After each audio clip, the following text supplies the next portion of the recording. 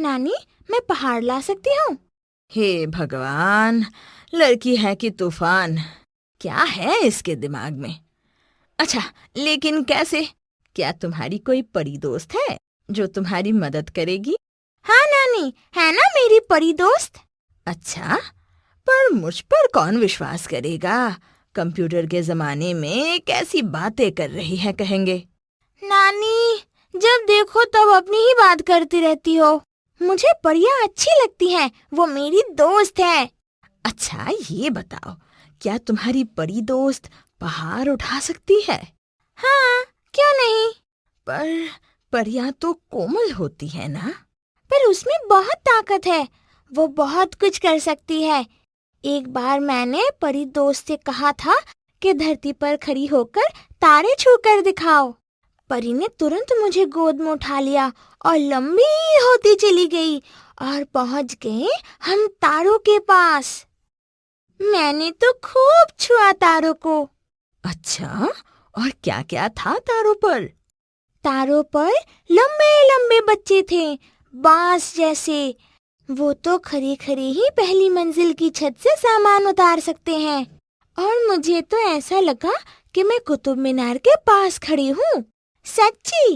और इससे मजेदार बात तो ये थी कि उनके माँ बाप कद में बौने थे। हैं? हाँ नानी, मुझे भी अचरज हुआ था। तब परी दोस्त ने मुझे बताया कि तारों की धरती और हमारी धरती में अंतर है। तारों की धरती पर आयु बढ़ने के साथ साथ कद छोटे होने लगते हैं, धरती पर तो बड़ा होता है। अच्छा, क्या वो बोलते भी है?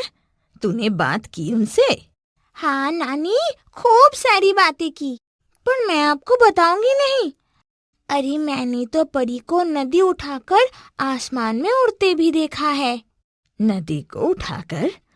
और पानी? अरे नानी, पानी समेत।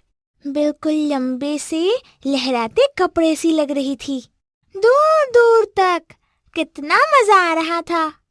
अच्छा डोलू, तू तो रोज परी से मिलती है, पर कभी थकती नहीं है क्या? थकती है ना नानी। जब कोई उस पे विश्वास नहीं करता, जब कोई उसे बोर करता है, तो वो बहुत थक जाती है। ऐसे लोगों को वो बिल्कुल पसंद नहीं करती। मैं तो ना उस पे शक करती हूँ और ना उसे बोर करती हूँ। अच्छा चल, आज से मैं तुझ जैसी ही हो गई।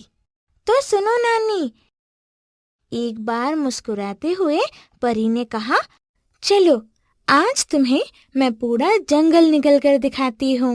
सुनकर मुझे कुछ कुछ अजीब लगा और देखते ही देखते परी का मुंह उतरने लगा, उदास होने लगी।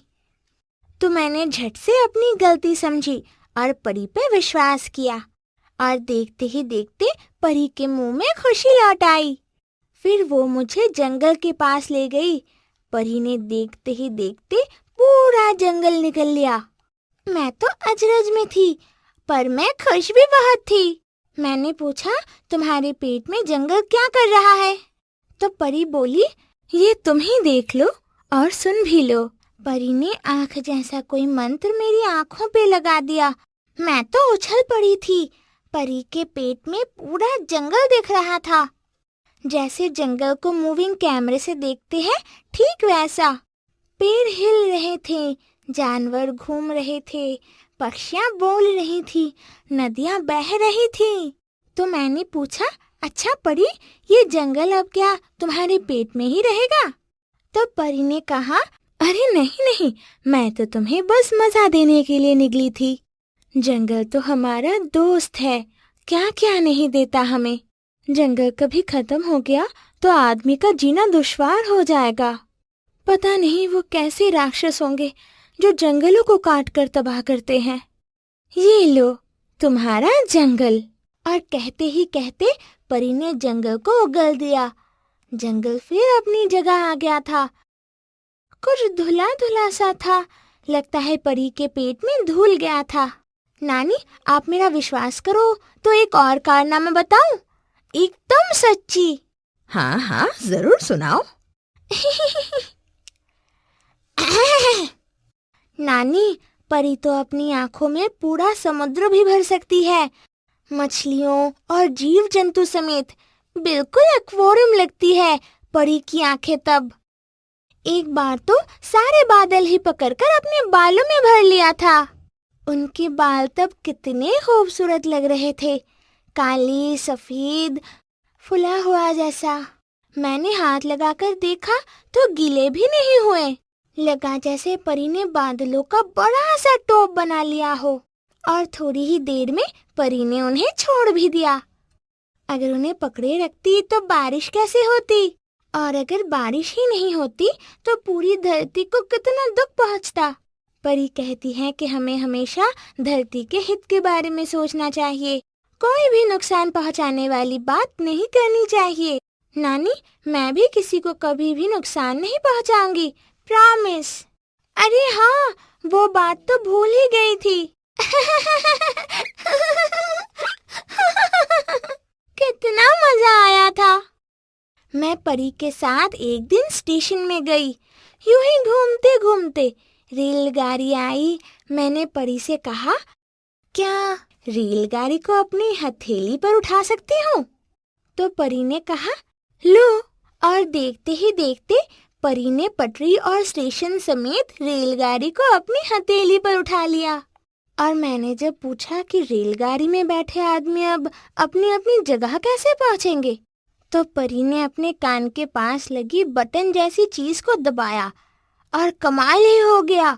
रेलगाड़ी चलने लगी, स्टेशन आने लगे, लोग उतरने लगे और चढ़ने लगे। मैं तो पूरी हैरान थी, आपकी ही तरह। नानी, नानी, आप झूठ तो नहीं समझ रही है ना? अरे नहीं नहीं डोलू, सच तो ये है कि जब मैं ऐसे ऐसे कारनामे अपनी आंखों से देखूंगी तो कितना मजा आएगा। और सच में मैं तो अविश्वास की बात मन में लाऊंगी तक भी नहीं। हाँ हाँ, मैं ना उससे आपको जरूर मिलवाऊंगी। पर पहले ये तो बताओ कि मैं पहाड़ लाकर दिखाऊं?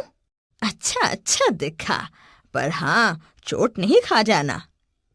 तो फिर आप आंख मूंदो, मैं अभी आई पहाड़ लेकर। नानी नानी, आंखें खोलो और ये देखो पहाड़। कहाँ? यहाँ। ये क्या है? पहाड़। वो क्या था? सच में डोलू, तुम कितनी नटखट हो। ये क्या है? पहाड़। अच्छा भाई डोलू, अब ये बताओ कि अपनी परी दोस्त से हमें कब मिलवाओगी? कहो तो अभी। ठीक है, तो मिलाओ। तो आप आंख बंद करो। नानी, अब आंखें खोलो। कहाँ है परी? तो ये क्या है? परी?